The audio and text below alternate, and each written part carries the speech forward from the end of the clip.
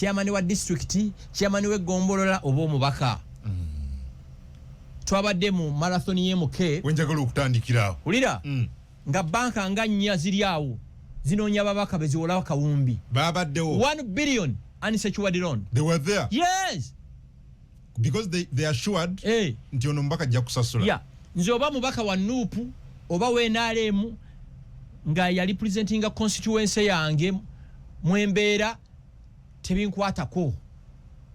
Kubanga inverter zange nzina waka standby generator weziri. Yes. Toyagala kumanya. Sagala ate omubaka nkwatira kuwa. Anti kati alina okutwala ebirowoozo mu parliament. Ebyani. He is your representative. Tasobola birowoozo yange bitwalayo. Ababaka nti babaka batono aba comprehending bityogerako wano batono. They are very few. So bakikirirani mu parliament. Abantu abalimenti okubanga abalimenti okubeera abalonzi kati be babaka. So they are not our representatives. No way. Mu parliament yomu mulimu ababaka nga 50 who qualify to be MPs. Out of the 500. Yes, because I interface with them every day. Manyi their mental intellect. Mba manyi.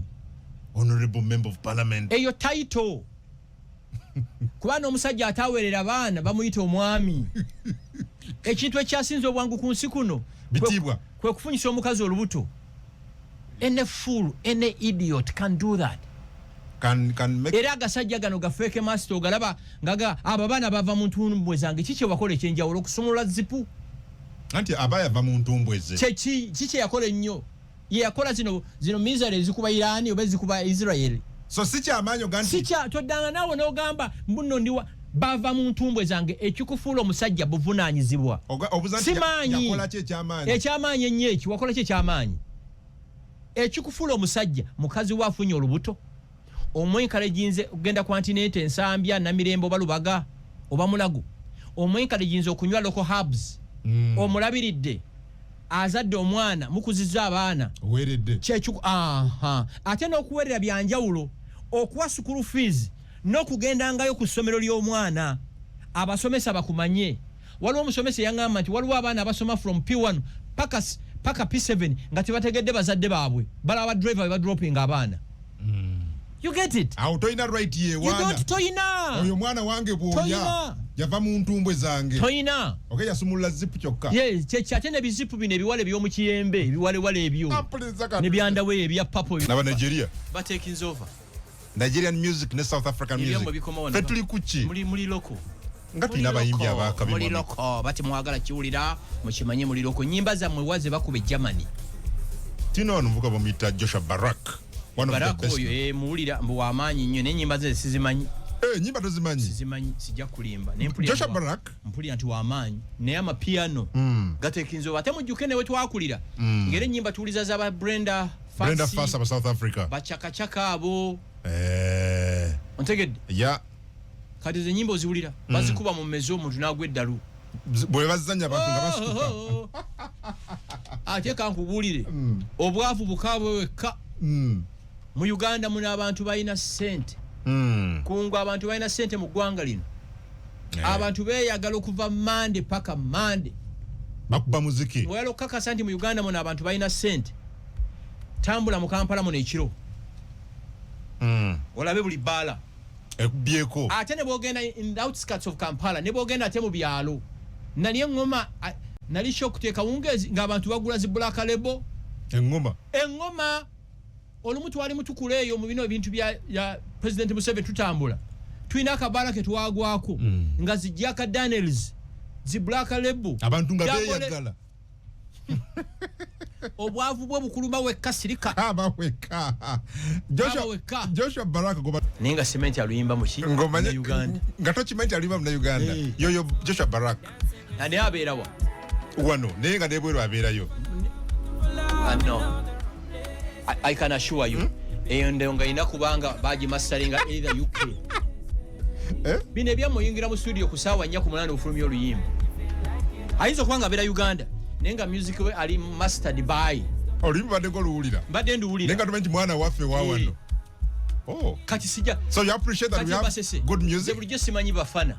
Ziza bafana. Nenda mutegedde bamaze kuyomba na Kamilio. So ne nani? Kenzo.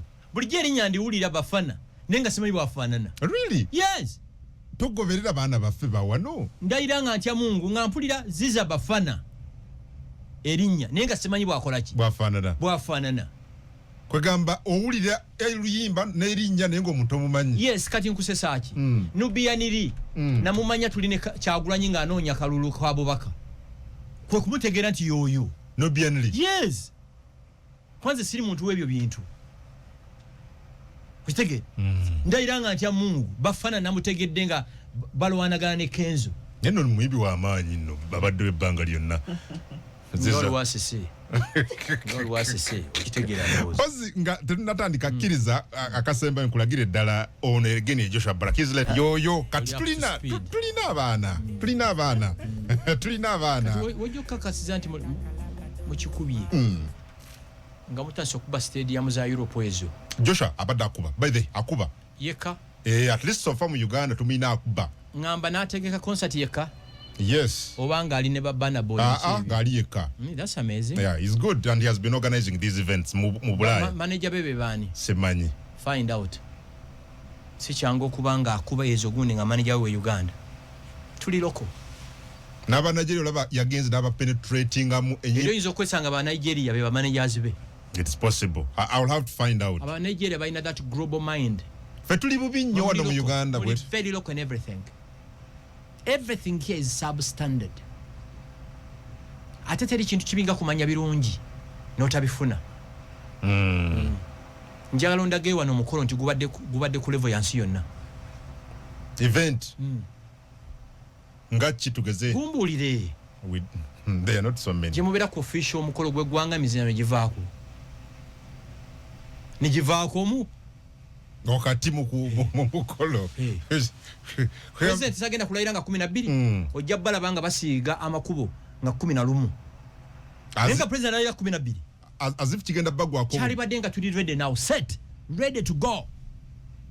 Don't be shocked on the 11th nga bali mukupainting amakubo nakiraba no kunamu side wa mwene wa ebunga nga basimba busimbyo bimuli nebimuli ne Clinton lwe yajja wano yali atuuka nkeera nga basimba ebimuli ekibuye kati olaba eno trade order gye bataddewo nze njiwagira government yajimiriza Minister Bahati abadde mu parliament Bahati va mu bino ebintu sanitary returninze last week abantu babiri bajja mu office yange ekibaleso kimanyi kuneewolako sente badde balina bukyo 6 nga babusenguddewo nga bagambisa Gashumba tusaba tuwola sente twafunye obuduuka ku kkubo kwennyini kitegeeza abantu bakkiriza basazeewo bave ku makubo badde maki maduuka bakole kyenva nkuba ebintu byano buli kintu kidi substandard oŋŋamba otya Jesus okuva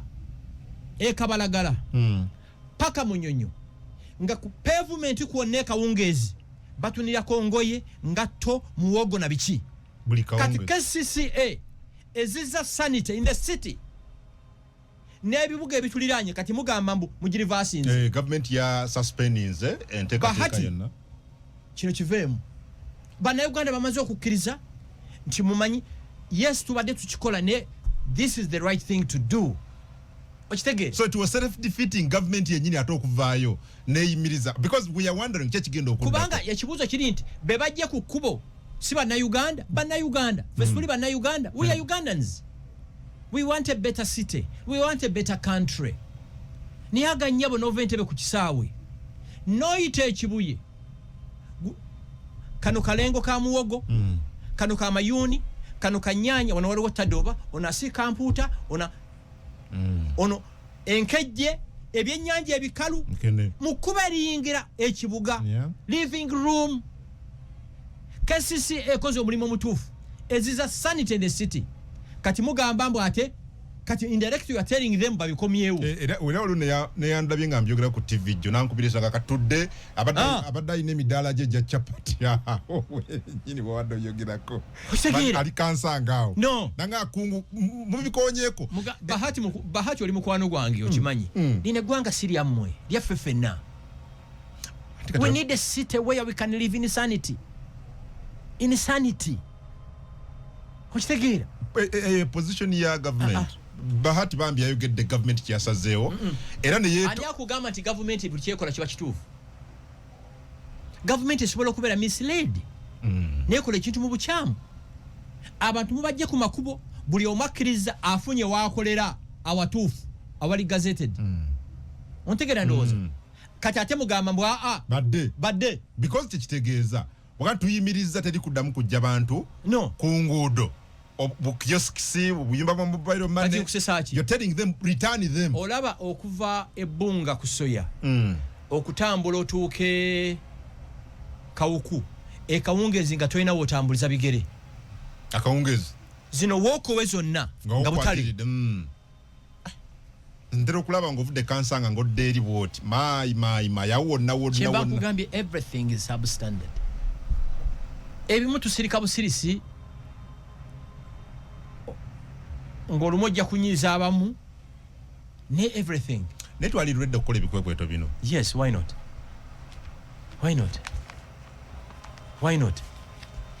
Sanity must return.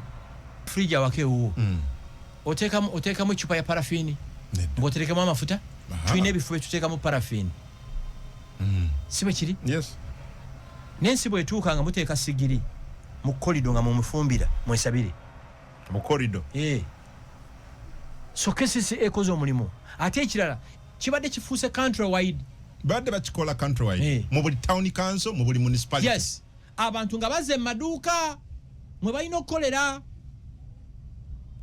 kati indirecte mulinganga abatugamba nente tuzireke mu kibuga kubanga mu Kampala mulimu omuddo. That's what they are saying. Ente zeyagale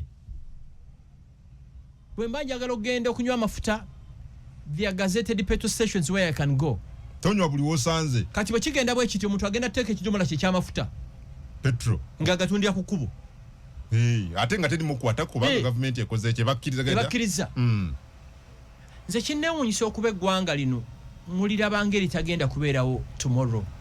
Lino eggwanga weeriri abaliwo mulibeerawo ne mulirekawo teri muntu ali mu ggwanga muno olaba situli ku radio 4 radio 7 ne 8 emyaka 10 teri muntu ampuliriza ajja kubeera ku radio ajja kubeera ku nsi kuno abatuliza kati fenna nafa aboogera tujja kuba twagenda kungu bakuziikawa kyabazaala Samola oli waawa nakasongola sebugwate gulu gulu mubende so fenna tujja kubeera mu ttaka gasumba nga alivira mali apo ye ng'ennyama eno yavaako dda tekuli era bimumenyerera bwereere katufiira kino ensi temuyina ne bwoba oyina emizinga 1000 nga gye gikuuma emyaka 10 nja kuba mu ttaka kobeeraani teri muntu afa ennyama n'esigalako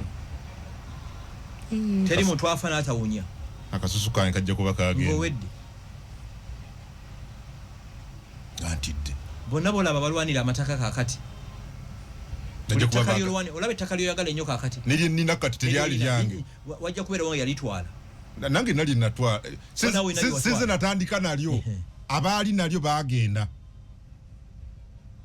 okitegeera gwalina plot essaawa zino amataka ge mulwanira ago none of you 50 years from today abaana bo nga byabavaako dda mu ngalo nze ntunula ewaffe eri emasaka okuva ku kkubo paka ekyalo gye kiggwerako tekukyali mutaka aliko bonna bagenda kati fediko ng'abataka abaana bazaaliddwa okwo sajja baali ab'amaanyi ekyalo kyonna nga omwakuliranga mubatya I relate with what happens ewaffe mu kyalo sajja baali ab'amaanyi abaalinanga ettaka eddene bonna bagenda dda abaana batematema ne batunda bwe biri abaana abato waliwo documentary empya ya Michael Jackson bano ba Gen Z tebamanyi Michael Jackson ye muyimbi akyasinze ono yakolanga obujogoli oyo muveeko yakyasinze omubagamba bamumanyi abaana bano bamanyi Mandela Nelson bamanyi Gaddafi bano ba Gen Z bali mu mabbala banyamwenge baaliwo naye kati bagenda dda fedadi waffe yatunyumiza oyita ojoko yali amekamanda yali CDF then oyita ojoko obote yagenda dda Idi Amin dda yagenda Milton Obote Mzembu yagezeka zengo Binayisa Lule Arap Moi Kenya pwe Nyerere yatema Samora Michel baliwa agenda dda Bankuruma baliwa Balumumba ensonza n'ogamba nti nno tebaaliwo Gaddafi oyo Gaddafi yasemba okujja Uganda bapangisa emmotoka zaffe driver wange yaŋŋamba nti emmoloka esooka yali etuusa ekisubi ng'effemba yisimbula ntebe ku kisaawe wow Gaddafi nga bw'anaaba agwa entebe teri nnyonyi ekkiriza bakulaninga an hour before Gaddafi yagenda dda ali eyo yekka tamanyi nawe yaziikibwa teri muntu amanyi Gaddafi mulambo gwe guli so mumenyekera bwereere kwa byonna mugenda kubireka byetulwanirira byonna eno ensi muti omuntu omu ye Mungu ye Allah ajjayo enjuba tona tuli wano ensajja baleetera amawulire ge mutasuubira muti omuntu omu tewali alifa enjuba netavaayo taliyo in fact kinzijukiza omusajja omu yantumye gy'oli ng'egyokyogedde kankyogere ne kumpewo omusajja omu yagenda n'akola ssente ze e Bungereza n'ajja n'azimba apartments awe Buziga mikwano gye ne bamusuula eddalu n'avaako ne bamusayiningisa endagaano nti abaguzizza million I think 9 naye nga apartments zibalirwamu about 5 billion kati musajja bamusuula eddalu ali ku street bo baatwala nga yagwadde eddalu kasa basobola okuprovinga nti yabisayininga yali mulalu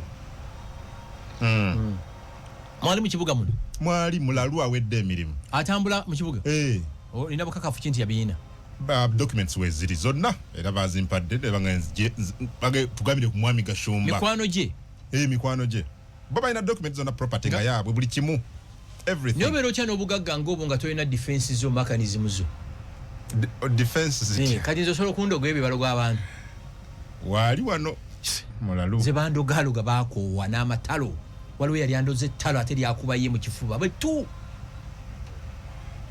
nafa you get it apartment weziri ziri Buziga awo kankubuuze buli lwembeera ku Africana zijjukira BMK BMK buli lwembeera ku speaker apartment Rajiv mutabani wa Sudiri yagenda Sudine bali mugambe nti leta milioni za dola 10 Rajiv akomewo yali aziwaayo mutye Mungu mutye Katonda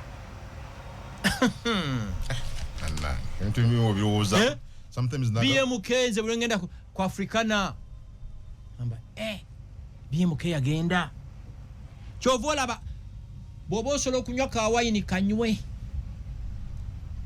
kyova olaba nyala nnyo omusajja gwe bayita Kaziro yerira embizi ye Kaziro alya embizi nze siraba nga muntu alya mbizi nga Kaziro alyanga agenda enkya ali olusaniya lw'embizi ate leero ayinza okulya embizi enkya n'alya ku nkofu luli n'alya ku nkoko luli n'alya ku mmamba alya bintu ng'akyasobola abitaayiza kuba akaseera kajja kutuuka bagambe nti kungu omulwadde ali bulungi yaliddeko akajiiko kungu yalyanga essuwaani y'emmere mukwano gwe Jacob Bolanya tamala emirundi yatuulanga awo w'otudde omukeekufu omukukunavu tamala emirundi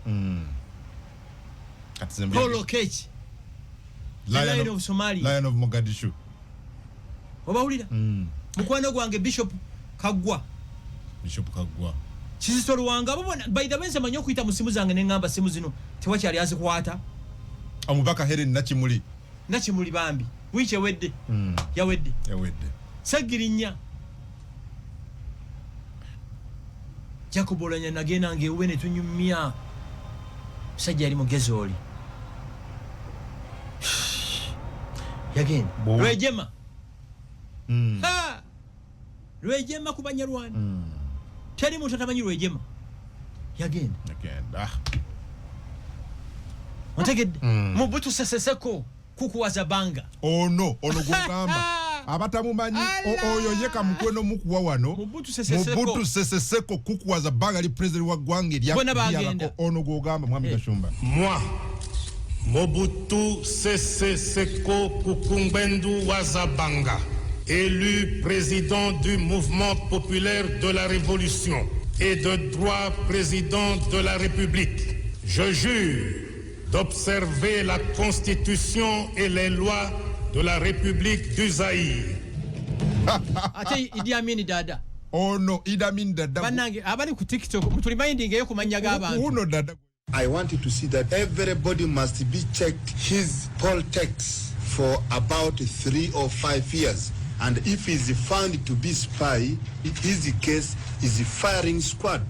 He must be handed straight to military police, must be dealt with the military tribunal because the Laila Odinga. Laila Amolo, oh man. Alonda Nyakairima. Mayombo. How? No but. One of the best brains Uganda has ever produced. No but. Mayombo. Nobo Mayombo. Mayombo. Mayombo ngo yaro kunywa na breakfast, you're having a lunch with him. You must be brainy. Mayombo. Mwaline gwanga lyayina abantu. Mayombo oyo. Nze buli lwengenda mu office y'omunene ne sivayo nateekayo manyoli empty. Mayombo was too brainy. Kazini. Banenga banji bafudde. Kasirye gwanga. Kasirye gwanga. Hey. Gwe abo bonna nno nine namba zaabwe. Eri tumwine. Ichuli byatugamba nga byonna. Kanyihamba. Bonesi yatwala. Enseno Kenzo yagamba atya ebamalira mu bwerere. Mami yatugamba olunako yito ojoko lyafira mu helicopter. Uganda yalinganga gye bakubyeko bomu. Akasirise buli muntu yatya. Era bagamba yito ojoko abira butafa. Mu 70 yalivudde mu nsiko. Andrew Felix Kawese. Oyene nakunzijukira yafa 17. Ya Magufuli. John Pombe Magufuli. Habyarimana omujukira. Ennyonyi ye. Yafa ne president wa Burundi. Gwe. So bali yeyo bali nabokka mu ntana zaabwe. Teri amanyi Paulo Kafero. Basudde. Kachitola bakenzo bino byembala byakayaniramu. Kenzo enjawulo y'abakenzo bo kuyimba bakufunyemu sente. Neti basinga bali kuyimba. Oh really? Yes. Kenzo I agree with you nti mwe bakenzo generation yamwe efunye mu kuyimba. Neti musinga bali kola ki kuyimba. Tebasinga. Radio Julie Deyo. Generation y'abakenzo efunye mu kuyimba. Neti musinga bali kuyimba. Kyamu tubana ngama nti bapere. Baluna pero mujukira omupiira. Ne Maradona. Mbo bano ba Messi babasinga okusamba omupiira. Ba Messi tebasinga bali. Ba Messi bafunye sente muki. Ekya ba Messi babadde ku mulembe gwa mawulire. Ekitali wo. Niyo lwatu kyaboogera nako. Yes. So abalu no bakozi bansimbi. Nete basinga basebata. Tikiriyo naawe. Kenzo oli muvandi mu Muganda wange we are friends. These are facts. Generation yaba Kenzo, Chameleon, Bebe Cool, King Saha, Bano Barutalo, Bobby Wine and omulala.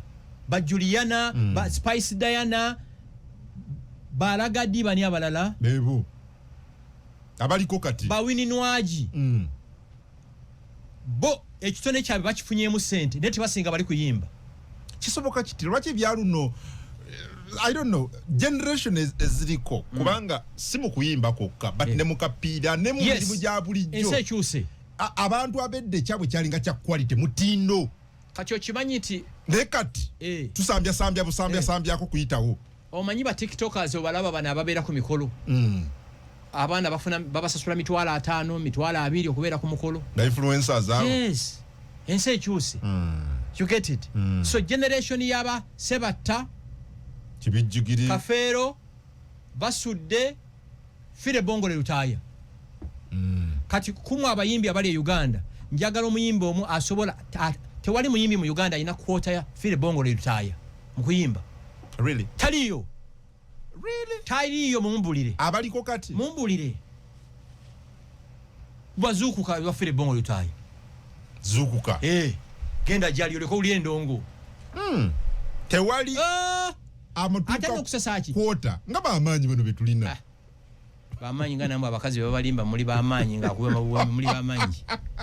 Siba amanyi kigenze wala. Zuanda Samatimba Maddox. Nesi wakati ne wadda. Bana bayimba peva. Bayimba? Nabaddawa kanga balanga baliyo ne bayita peva. Mukube peva. Mukube peva. Luimba. Abantu baluli. Olo luimba UCC ali badde alubani ngadda. Yali bayita. Okimanyi solo ku inspiring abantu okuba pevas. Bamuita wana uli muteme nsingo. Muteme nsingo. Are those songs? Mugetinga serious namwe. Katuina. Because you guys don't read. kati waliwo abalwanyi ba Rwejema abo bakugamba Rwejema bwe yabati yali number 1 yali number 2 mu lutalo lweruweru. Wow. Ne wano sanga kakano ka brigade yabwe kefude ekitalo wakalwana entalo mmeka tagambikako buli muntu yenna yali eruweru yakugamba teri muntu yakuba mundu Luweero wano nga Rwejema oyo ne Salo oyo golaba oyo Sale Salo oyo mulabo wekapeeka oyo Sale bali balwanyi abantu bali babiri omulala tinye ono mulala ani ono Kyaligonza Matayo ambassador ngate bana bato abo basale ba Rwejema bali myaka 20s. Kagame oyo mula president we Rwanda yava mu America ku course nga base Rwejema nga ine myaka 3 mweji nali group nga RPF ne wambo buyinza obita bakusaga nozangano ka captain ka kanonga kafuse ekirala nga tatuuka wadde taina even a micro quota ya Kagame.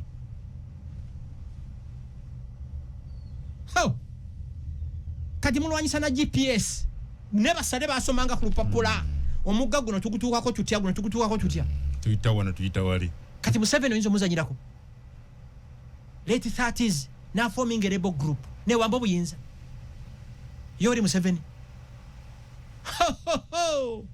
nze nyina abantu bendispectinga ku nsi kuno Yoweri Museveni Rwejema oyo Kagame abantu abo nenga ate bonna waggulu balina mentor waabwe Yoweri Museveni bano bonna basale ba Rwejema ba Kagame bonna they had a mentor Yoweri Kaguta Museveni oyo musajja nze gwensabira everyday katona mwongera obulamu General Museveni bado ne chocolate buli kimu ne bana byabufuzi njalo tune parliament y'omukaaga omwali bawini byanyima bano batimawo bakule park omutindo gusereba Jesus na mawulire gammwe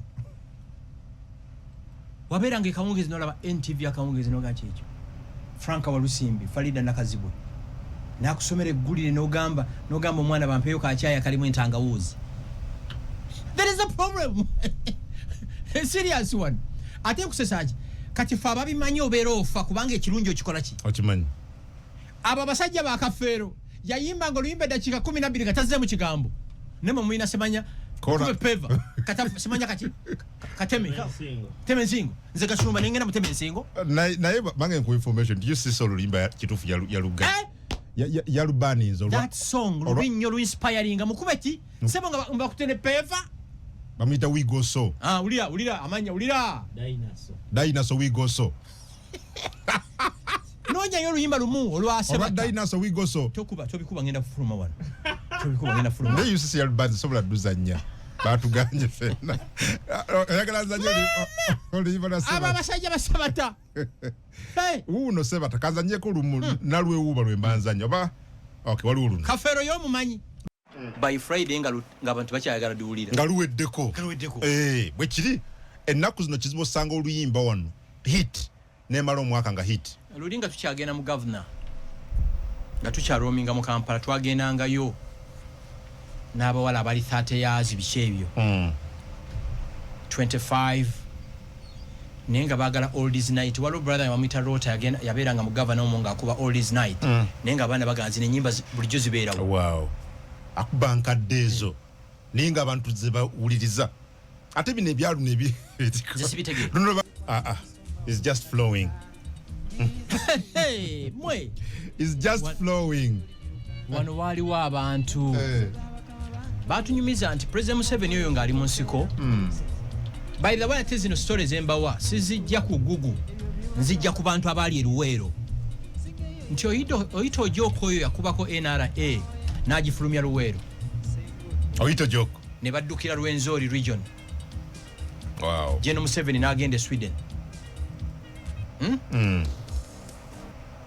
n'aweereza obubaka ba Rwejema kyolutalo luganye buli omu addeyo gye yava Rwejema n'amugamba fe abatalina ate gye twava Rwejema yakuba emmundu emyezi egi n'awamba emmundu ezitabangawo kyovula abamu ngaffe tuteeka ebifaananyi byabwe mu mayumba gaffe kikulu nnyo abaana nga baalwa bugiri ba mulengo okukula nga bamanyi abantu bano abaana okumanya bakabaleega bamwanga ekinuma tumanyi our own history. But where do you find it? No, that's the problem. I talked about it one day. Ntera Ethiopia. Those guys bad documenting history wabwe. Mubifaananyi ne bakola bu statue wabasajja baabwe ne bakola buli kimu ng'olina okugendayo n'obiraba oyagala toyagala. Waliwo omwana ali ku TikTok oko alina page bagitemboozi nkadde tebankadde. Oba ebintu abijjawa. Semmanyi. N'owulira eddoboozi nga TikTok era wambye gavumenti. Eddoboozi lye baakozesa ku Radio Uganda. You get it? Ate tutamanya our history. Kizibu nnyo mu celebratinga. Kizibu nnyo mukola ki? Mu celebratinga. Nenga bwe nkugambye wano waliwo abantu. Obadde oyogera ku nnyimba. My favorite bamuyita Eddie Wamala and Eddie Wamala. My best song of his. Biruma. Kati nze mbirivinga genere abaana b'omulembe guno tebeeyagadde nga ffe. Yes, twakulira mu byalo n'endowooza twalina we had fun. Nze kyensuubira obulamu kati buli artificial tebuli authentic. Bintu byakweraga buli omu kulaga maanyi kyova olaba buli muwala ku TikTok akozesa filter. Edda nga tukyaroominga walabanga omuntu omuwala n'omukwana n'omumiitinga n'ogamba yimuka mu budde bwange nayo noonye bwaki. You get it? Nga kyobadde olaba si kyosinkanye. Kyolaba mu bifaananyi. Si kyosinkanye. You get it? Filters. Yes. Abantu bedda babanga organic. Mu Kampala muno mwalimu ebyengera bya Allah. Oh really? Yes. Baba danga balungi. Kati kamba bulire mu abatamanyi mata. Kati nze gashumba nywa amata netegera nti gano mata ganteza feziri loko. Zino nzungu. Na ugawula. Ente zino zemuyita nyankole nga tesi nyankole zinyambu. Ezente z'amayembe zava Rwanda. Sizina nkole. Nazebawa kugundi we president wa South Africa. No way. Sinyankole. No way. Ezente nyambo zava Rwanda. Oinabonyiza buli bwokyogera bwoti. So what? Entezo nya Rwanda. Yes, nyambo baziti nyambo. Inyambo. Yes, zava Ethiopia. Ekyo nakyo kiyize kati. Zava Ethiopia. Sinyankole. Akuna. Ezente zolaba. Amatagazo bwe bagafumba gabako olububiri nga lwa yellow. Era amatagazo tiwetaga sukali. Gawomerera. Wow. Kati agamata abaana ba generation nti bagamanyi. Nkubulira ekirala. Fe twakulira entangawuzi nga tusobola gaya ntangawuzi. Nganze. Tosobola. Bile ntangawuzi byogaya ngagaya chocolate. You get it? Okigaya kyonna nga toyina buzibu bwonna. What happened? What went wrong? I don't know. Modernity eze n'okujungulula. Era ku bintu ebimu kyebaliza President Museveni yatandika ekintu ekyo okuzzaawo ente ziri ez'amayembe ezo. Inyambo. Kuba zali ziweddewo. His argument was simple. If we can preserve national parks where people can go and view lions, leopards, zebras, chimpanzees n'ebirala, how about our own cows? Nga abantu baswitchinze ku nte z'amata zino enzungu kwazo zivaamu amaki? Amata. Okitegeera ndowooza. So byebyo. Ebintu byafa wano. Byafa. Abakazi bedde agenda nga okimanyi nga bayina enviiri zino nga bayina ekyuma kyebateeka mu muliro n'akola enviiri ze. N'alabika bulungi. Naye kati bano beetonatona alina okwetona tasobola kutambula nga teyeetonyeetonye. Omuwala amala eddakiika 3 nga yeepangulula. Come again? Nga yeepangulula.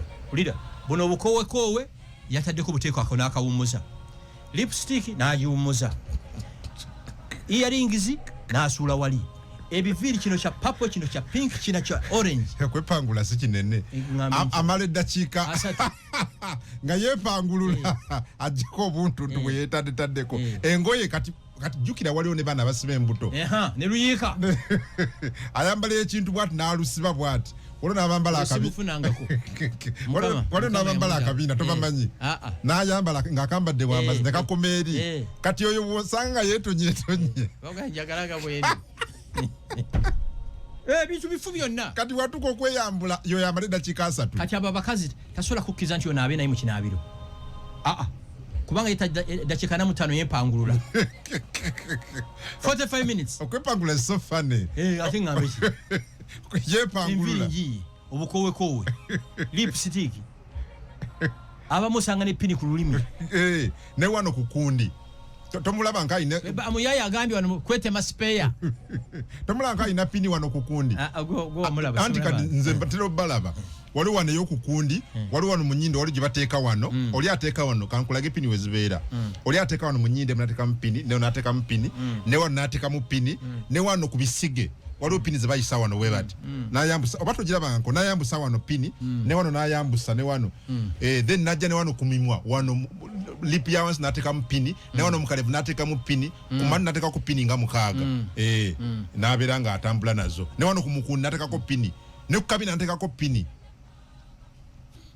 agundi alongo asabye bagamba tumuzanyire akayimba kamu bakayita abakungu bazzi ka Hamani Basudde simanyi kafana kati ndo zanyumidwa we tuyiserero waliwo ngambi mbwali wanali mu White House mu America wana waba Trump ne Vance bas matukido kubwa masasa wala byabatiitize emisinde gye baduse nina labye gye bayodde abakulu bombiri ya and Pence bamusise ekikola Vance bamuyodde ne Trump ne bamuyola ne bamusanikira bwe batya ngamba abantu batyo bakuba omuyaya yadde atuse mu room eyo singa yadde atuse mu room eyo wali kiwulidde naye bana abasajja batyo okufa bwe batyo nga bo bakkiriza okutta abantu mu Middle East ne walala babulire kunsi kuno teri muntu njagala nnyo America ne Trump yantamya America sajja kimesinza up everything the entire world everything everything asabo salunga kayimba okakano brief like agetu kazanyo katini then tugende maso tabaina omudigido mu nyimba zino ate nokusesaki zonna zaali za gitati tezaali mu bikompyuta bya nnaku zino omanyi kati nange solo kuyimba oluyimba 30 minutes nga balumpad eyabo yali live nga kiri organic kiri nakyo ensi yagwawo buli kimu kiri ku mess well kulika yo ku misindo nakolwajjo mwami Goshomba nakulabye ko somewhere ekololo nga mufubutuka emisinde mukulike eyo yes twavuddeyo twebaza mwenna abazze okujagulizaako General MK amazaalibwa ge mwebali nnyo mwebalire ddala last year ffe twakirimu ffekka n'omugenzi Cedric Babu n'abantu baali batono ne bwe kigenda bwe kiti buli mwaka kijja kweyongera nalabye abantu nga badde bayitirivu yes abantu badde bangi bakutte obudde okay unfortunately General MK yabaddewo niye abantu badduse Tayebwa yabaddeyo Deputy Speaker of Parliament yes Honorable Right Honorable Thomas Tayebwa yeah ba ministers ale Dr. Balamba Rugahara yabaddeyo nnyo yeah bara mu bomwagalo bato mwagala from day one abaddewo ku General MK yeah sure Balamu okuva 2020 trial member twaforminga MK Army abaddewo kitegeera tosobola ku writing of Balamu ku General MK tosobola he has been a force kiri Balamu kiri ngabo no gamba Joel Ssenyonyi okumujja mu Nuupu ne Jordan is a key pillar yes yes ngane mwami Balamu wali key pillar mu PLU ne ku General Muhoozi yes oh wow nze mbogerako nze sina kyenduuzinga kuwa muntu credit nebino byenjogera ate Balamu tasobola kubinjogerako asobola kino nkikugamba twatambula Uganda eno n'abaana bakayera abo bamukiga ba kabandana wali omusajja gwe bayita kabandana omusajja ono mupika gabo twaha waliwo ba Ivan Bobedi mai waliwo omusajja muyita Opondo Gasta oyo ng'avuga picha okuva Tololo n'agenda ekabali ng'eriko fulaga y'MK 2022 there is no place mu Uganda mwe tutagenda you get it okiwulira ndowooza okay banji family yaffe mwe mu movement PLU olinga ne bwankubira simu kusaa mwenda ogw'ekiro ntegeera kyoyo gundi surprisingly bwe twatandika okubagira General MK abantu batulabanga nga abasaaga mu kusooka kituufu ne buli lwenda ba numbers nga ziri nnya it makes you happy yes naye jokubamu ku baddusi nawulira abakkaatiriza kiri nti oyagala toyagala General Muhoozi president wa Uganda addako my hada babadde baduka kati Mwai Museveni bwali fundikirira bwati General MK wali anti abaganda bagamba nti omutaka bwalwa ku kitundu alaba signs z'enkuba whenever dadi waffe yatugamba nti mwanule mwanye enkuba egenda kutonnya yatunanga butunaga nti awo enkuba egenda kutonnya ngasinze ku kale nenze kyensaba General MK simanyi obakkirizibwa ali mu cleaning ambuya asibye emakindi awo waliwo ba general abawera abana bakkana abawera omusanvu awo emakindi wow kyeyasanga embuya ng'obubbi efuuse norm okubba sente za defense abubbi nga be baana bali yes so he has cleaned Ministry of Defense akikyamutwala ebbango gigogola naye nga ali mugogola ko ba 87 or 80 something %. Aga nkyakirininga mbwedda waliwo omusikalo omwe yangamba nga bagamba genda onywa amafuta ku petrol station ebweti nosanga nga tegaliiwo oba tonnakufuluma olina kukubira essimu bakubadde lita 10 nze nkuwaako 5 voki eyo gimpe he has tried kati amaanyi ago alina galeeta eno national lino eggwanga gaga naye abantu babbye eggwanga lino okitegeera waliwo omusirikale omu nabadde naye mu ofiisi abadde ayagala kulitayalinga naye yaŋŋambye sanity MK gyaleeta ekyokulitayalinga akivuddeko nga malwale baweddemu esavinga ne military balaba obubbi abali menti okubeera promoted they are not promoted nagamba nze yali yewadde 2028 ave maje naye kaakati kyeyalabye hope etandise okukomawo mu maje ensi bbiri ezisingamu abantu wano China ne India China yasalawo democracy India yasalawo democracy China nekwata kubudala mukono gwa kyuma kuzombye eriwe kulakulanya China kati mulina okusalawo kati nze Gashumba sibirivinga mu democracy okiriza mukola banga nze Gashumba nti akalulu kange kenkana akalulu k'abayizi 10 abayigga omusugumunga gwa kilo 3 do you get my point democracy kyategeeza akalulu ka Gashumba oba akawava munno oba akakkungu oba akahamu kenkana akalulu k'omuyizi w'emisu bali 10 mbasanga nnyo wano olaba guno omugga bayigga emmese ya kilo 3 n'osanga abantu 12 balina embwa 7 balina entuula 8 nga bayigga omusu gwa kirezi akalulu ke kenkana akange ye democracy simubirivingamu kyova olaba ensi ezitaliimu kulonda gye musuubula temuva Dubai balonda ddi Kata balonda ddi China balonda ddi India ina demokrasia musuubulayo ddi mwaka mugendayo at a lower scale nze sibirivinga mu democracy nze singa ombuuzizza Gashumba singa Katonda ampadde omukisa nti njogere naye mugamba parliament yetu gigalwe emyaka 2 tetugyetaaga no way batwongerako ki return on investment erichi kakati ono muganda nga asembye okuba essimu yani mulindwa kati mulindwa ulida agambye mama we yamuwerera atunda nnyanya ku lubalaza yalowooza kituufu kyekino okukolebwa otegeera kiringa nga bono survivinga ng'obba abantu gwoba olowooza kyokola kiki kyekituufu tekiba kituufu okutundira ennyaanya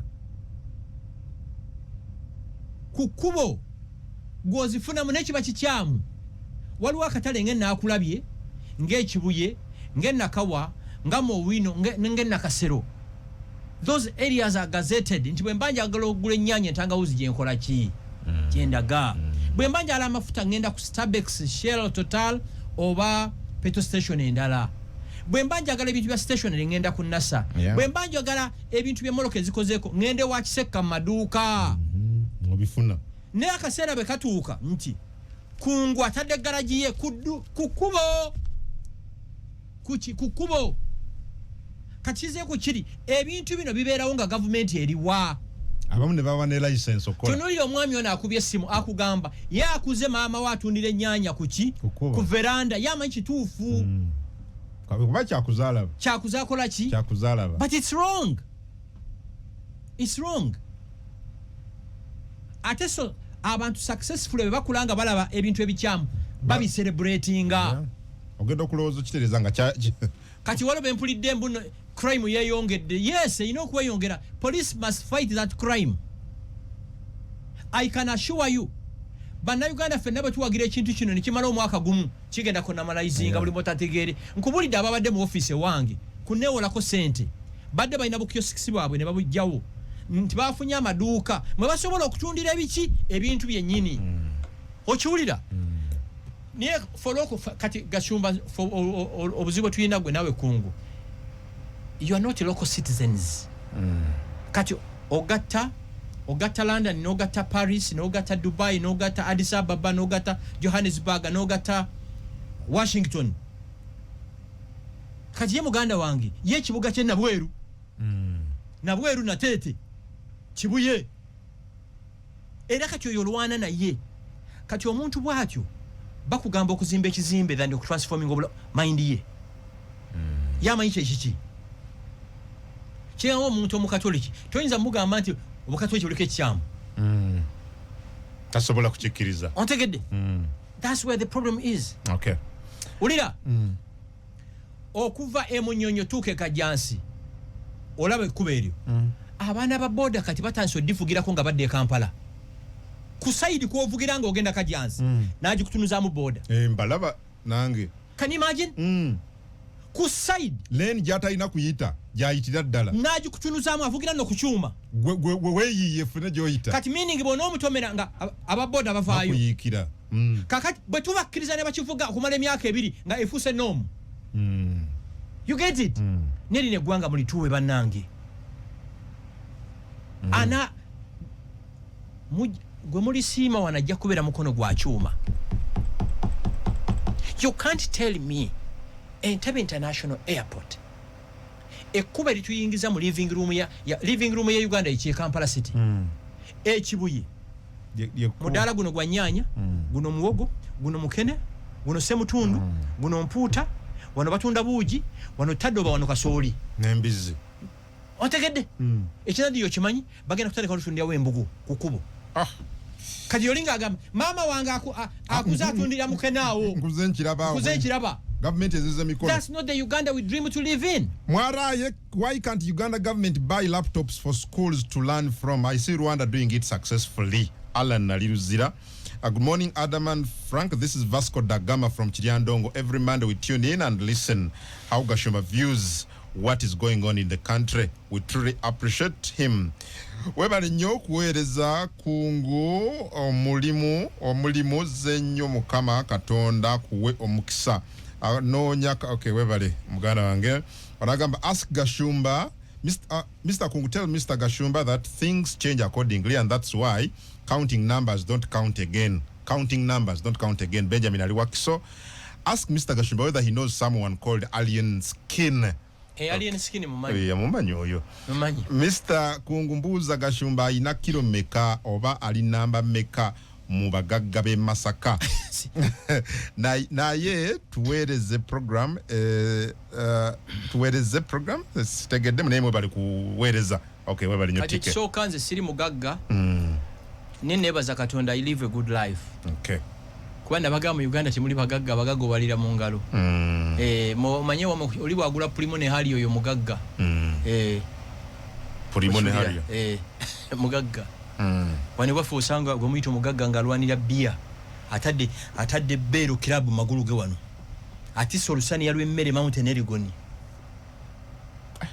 Ego tonchi. Mugagga.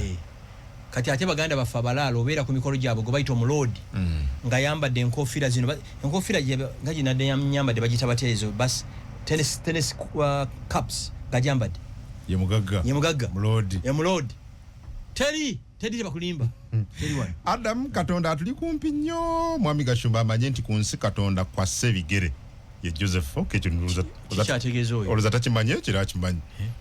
Onagamba kungu mwe bali kuweereza mwami Gashumba ye bali kutusomesanga buli lunaku. Vincent agambye kwali onagamba kungu we bali kuweereza Dawas Nansa nagamba Ganda agamba mwami Gashumba mwe bali kunnaseneza mu musolo mu misinde sisubira nti wadde saba kungwe yabadde hoteli si White House nagamba dina eyo buli president wa America agikola ya mawulire hotel bajita Hilton anedda Kasamba Charles wetegereze nagamba ye mazinga kwetuli tugoberere nteekateeka okay webale nnyo reasons gundi 95% operation bade successful anti yekizibu ate nkusesa kibana Uganda baji supporting walabiye ko resistance baba bamanyi bakola kikyamu nasanze ku Toto Kyengera. I was shocked. Toto togiraba petrol station n'akayumba akali ku Toto bakamenyeewo akayumba akali ku Toto akazimbwa ne brokers 99 kebabraninga nga Total bakamenyeewo bolaba omunyagudduka mu nyumba ekutta omuliro nga guyingira oluyiira manye ebintu si birungi you get it nemolo kuba successfully mu accepting the mediocrity buli kintu ekikyamu kyovola abamufe n'emikolo tutyo gigendako ne bakuletera okusavinga emmere ng'essuwaani ziriko amazzi banyika munyiso lyaje bateekako emmere mubikkiriza omwana akirese bulungi 95% nabo bakimanyi kye bakola kikyamu gavumenti ekikoze kati minisita Bahati avaayo mbu gavumenti ekikoze eki ekijeewo nekino nkibagamba nze olumu nalingula ettaka neliyingirako mu kkubo ne mbagamba sijja ddigula ne tugenda mu landizo walandizi naŋŋamba nti tusobola okuyiiyayiiya kati kunkubulire basobola okuyiiyayiiya n'ozimba mu road reserve agannyabo gavumenti lwenereeta ekkubo nti liyitaawo tractor enkumbi bwe beegamba ejja kuyita mu kinaabiri kyo mwejja okuyita tebawuliriza anti olw'enguzi obawaddeyo enguzi bakukiza okuzimba gavumenti lwenejja ng'ena project anti bagamba road reserve likoma wano tractor wejja okukola ki wejja okuyita nina ne wano anti yusima Migashumba ekibuuzo abantu kyabadde beebuuza abamu ababadde balina ebibuuzo ku trade order kale trade order ekola ku banaku bokka abagagga abazimbye mu ntobazi abazimbye mu road reserves lwaki bona bamba mu operation ku banaku bano ne bantu temubakolako nabo bajja kuba nina ne kanisa gyemanyi wano awo eri mu kkubo ddala nayita olinga enkuba etonnya nga amazzi bwegayingira ne mu kanisa munda mu kkubo bwegati ddala wakati and why not start also with those people kati esi kanisa kubanga bwe bakkanisa ngerimu ebyamagero ate amazzi gagiyitamu gati esi kanisa birala eri mu kkubo ddala nobody minds abasajja bazimbye ebizimbe mu ntobazi nobody minds omunaku wa capital million emu oba emitwalo 5 gwe bataataganyiza naye gwe tokimanyi n'akako kali kugibwako ekyo tokimanyi kati kungu indirectly you're telling us twenkalejinge bana Uganda okuteeka emidaala nedda mwami Gashumba I'm saying bonna batwale rufaaya batandise n'abantu baddako balala lino eggwanga lyetaaga president Museveni yaleeta emirembe tekikyali mirembe buli omu kyayagala kyakola impunity buli omu kyasaana kyakola ki kyakola entobazi zino bazimbamu balaba ne babawa ne plan they even approve the plan y'okuzimba waliwo ettaka nali mpiikinze interest y'amaanyi mu ttaka liri awo kakiri nengulako ne side emu ne bajja ne baŋŋamba munazimba mu lutobazi nagula mu lutobazi ate ne yeeshulinga ekyapa ki si government era ne basirika na surveying ekifo emirundi ena ekyapa kyenyina kirire giyitibwa kiso yakimpa kati nga mbawotya nti ate kiri mu lutobazi nze nakyekubira kati kyekizibu no omuntu omu ebyapa gwe same person issuing this title abantu banna you issue different titles akati tuli kumpi kumaliriza katuva kumpewo General Yoweri Museveni agenda kulayira ng'ennaku z'omwezi 12 next month fenga abavandimwe twayina slogani yaffe tuzamutwala Yoheri yaggwawo temukyagirina ate okulonda kwawedde tujja kumulonda kyekitegeeza tujja kumulonda twamulonda n'awangula n'ebitundu 7 ku buli 100 agenda kulayira ng'ennaku z'omwezi 12 fengaffe omanyi groups zanjawulo ezanoonyeza President Museveni akalulu fengaffe we have an arrangement kwolu ng'alayira era mbasaba boboyala kubeera pate twawa arrangements kube namba eno 708 500 oyulidde eri ndala kanti kadize newunyisa kuba eri yange badde nkutte eri ya 0704 0708 okay 500 all right you can WhatsApp it okay ontegera ndowooza yeah kubanga twagala okulayira kuno kumenye record okay we must turn up in big numbers